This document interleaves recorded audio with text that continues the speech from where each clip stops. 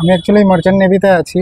আচ্ছা, তো পেট্রোল গাড়ি সব ছেড়ে দিয়েছি। আমার 4 হুইলার, দুটো ইভি, মানে সবই ইভি।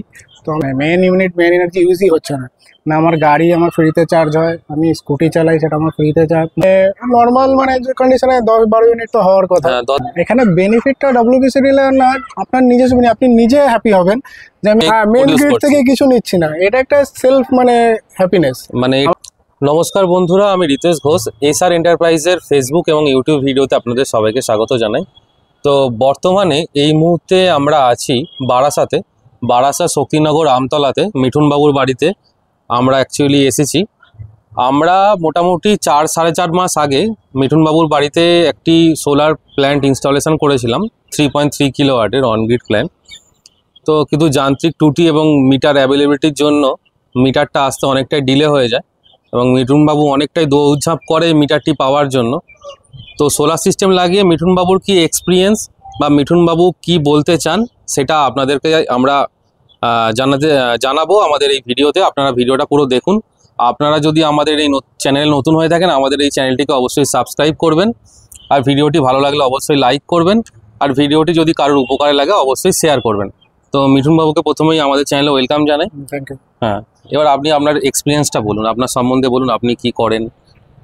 আমি অ্যাকচুয়ালি মার্চেন্ট নেভিতে আছি।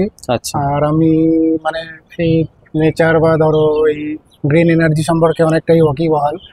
তো আমার ইচ্ছাই ছিল, এবং আমি নিজেও পেট্রোল গাড়ি সব ছেড়ে দিয়েছি। আমার 4 হুইলার, দুটো ইভি, মানে সবই ইভি। তো আমার মেন আইডিয়া ছিল যে আমি পুরোটাকেই মানে জিরো করব।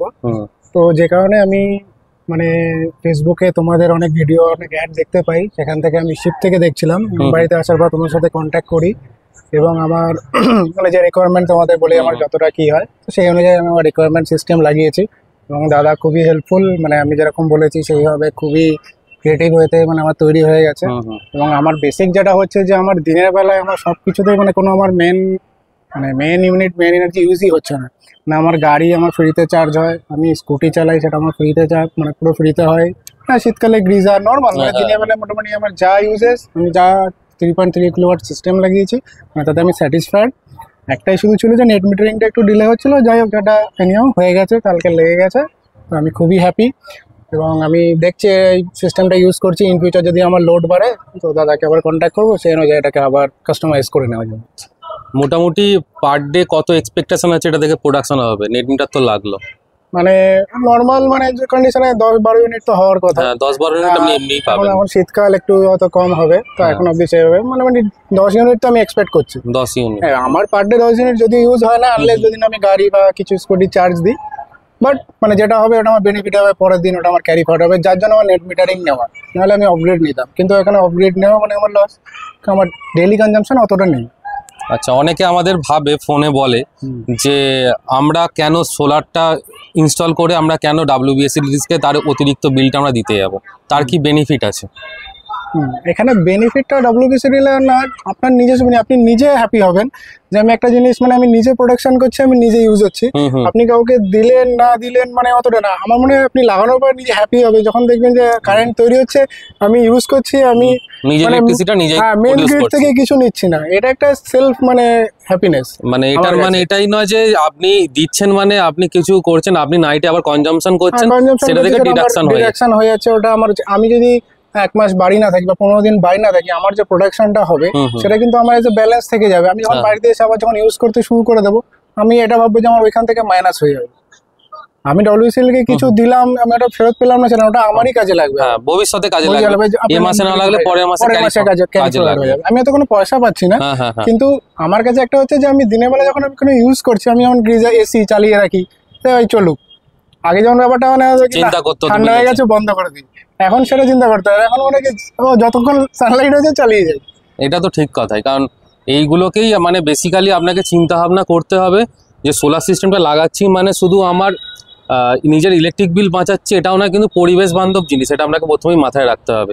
সোলার সিস্টেম কিন্তু আস্তে আস্তে কয়লা, ডিজেল, পেট্রোল এসব কিন্তু আস্তে আস্তে শেষ হতে চলেছে। তো আপনাকে অল্টারনেটিভ এনার্জি যেমন হচ্ছে সোলার, ওয়াইন্ড পাওয়ার, এইগুলোর উপরই আপনাকে ভবিষ্যতে ভরসা রাখতে হবে।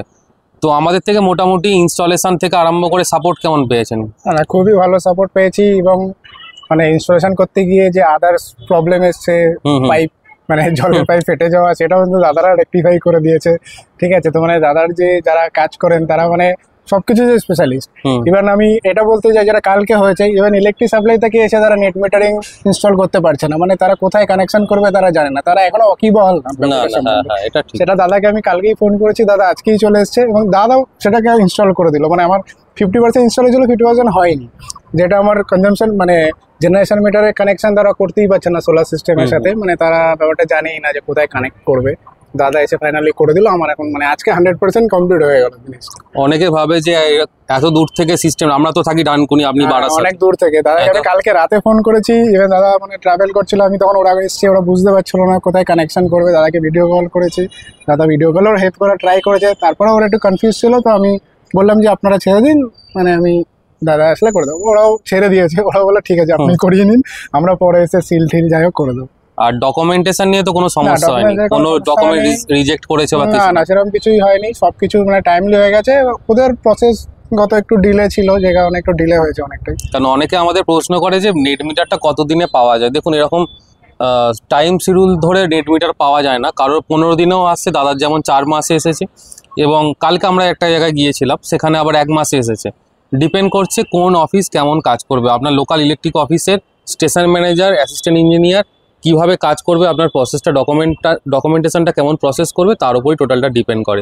এরকম কোনো টাইম বাউন্ডেশন নেই যে আপনি 1 মাসের মধ্যেই পাবেন কি 2 মাসের মধ্যে। হ্যাঁ, অ্যাপ্রক্স যেটা আমরা দেখেছি অ্যাভারেজ কাজ করতে গিয়ে 2.5 থেকে 3 মাস টাইম লাগে একটা নেট মিটার পেতে। তো আপনি দর্শকদের উদ্দেশ্যে কি আর বার্তা দেবেন? আমি এইটুখানি বলবো যে অনেকে বলে সোলার লাগিয়ে হয়তো লস বা কি, তবে আমি এইটুখানি বলবো নাওএডেজ সব কিছুই ডিজিটাল, আপনার কারেন্ট ছাড়া কোনো কিছুই চলে না। ইভেন আপনার ফোন চার্জ করতে গেলেও আপনার কারেন্ট লাগে, ঠিক আছে। তো সেখানে আপনি যদি মনে করেন যে সোলার লাগিয়ে আমার এত বছরে টাকা উঠবে, মানে লোকে ভাবে যে ক বছরে আমার টাকাটা আমি যে ইনভেস্ট করলাম আমার 2 বছরে উঠবে কি 5, আমার তো সেরকম কনজামশন না। তো এটা টাকা ওঠার ব্যাপার না, আপনার এভরিডে আপনার কিন্তু লোড বাড়বেই। আপনি আজকে এলইডি লাগায়, কালকে আপনি একটা গাড়ি কিনলেন, এখন যেমন ইভি চলে এসছে, আপনি সেখানেও তেলে পয়সা পাচ্ছেন, কিন্তু আপনার কারেন্ট এনার্জিটা যখন আপনি সোলার থেকে চার্জ করবেন আপনার মনে হয় সেটাও জিরো হয়ে গেল, যেটা আপনার একটা নর্মাল বিল উঠতো সেটাও কিন্তু আপনার জিরো হয়ে গেল। ইলেকট্রিক এর উপর ডিপেন্ডেন্সি বাড়ছে এবং আস্তে আস্তে। অনেকে ধরুন ব্যবসার জন্য টোটো ইউজ করে, তারা তো দিনের বেলায় ফ্রিতে চার্জ করে নিয়ে এসে সারাদিন খাটছে, সেটা তো ব্যবসার ক্ষেত্রেও তার সুবিধা, সেটাকেও সে ইউজ করতে পারবে। তো এটাতে আপনার কোনোদিনই এরকম হবে না যে আমার লস, আপনার অল প্রফিটেই আপনি থাকবেন, আপনার লস কোনোদিন হতে পারে। আপনার হয়তো 7 বছরের টাকা উঠলো, আপনি যেটা ইনভেস্ট করলেন, কারো হয়তো 2 বছরে উঠে গেল, বিকজ তার বাড়ির লোড বেশি বা তার কনজামশন বেশি, কিন্তু ওই লস প্রফিটের দিকে তাকিয়ে হবে না। আপনি যদি ইনস্টল করেন আপনি প্রফিটেই থাকবেন, এইটুকুনি হচ্ছে আমার কথা। আর আপনি যতটা রিনিউয়েবল এনার্জি ইউজ করবেন, আপনি মনে করেন আমি পরিবেশের জন্য ততটা ভালো করবো।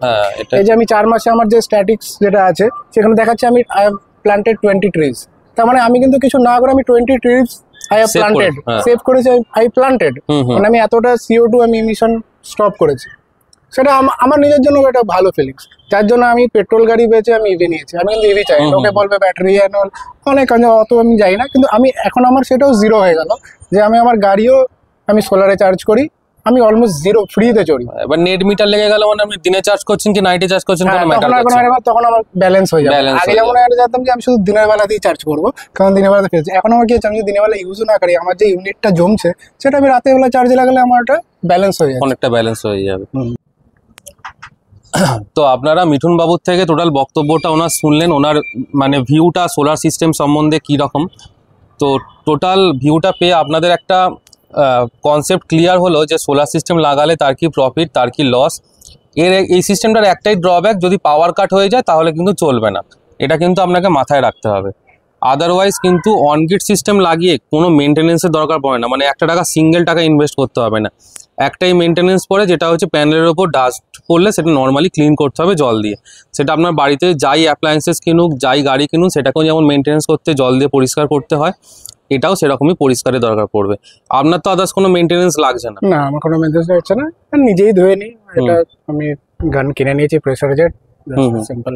এবার স্প্রিংলার লাগিয়ে নিলে তো এই ইস্যুটা রিজলভ হয়ে যাবে। হ্যাঁ, স্প্রিংলার দেখছে, ওটা আপাতত এখন নিজেই হয়ে যাচ্ছে, ধুয়ে ফেলতে পারছি, অসুবিধা নেই। ওরা ওই সাথে প্ল্যানিং আছে, মানে পয়েন্ট করে নিয়েছি, জাস্ট সেট আপটা করে নিলেই হয়ে যাবে।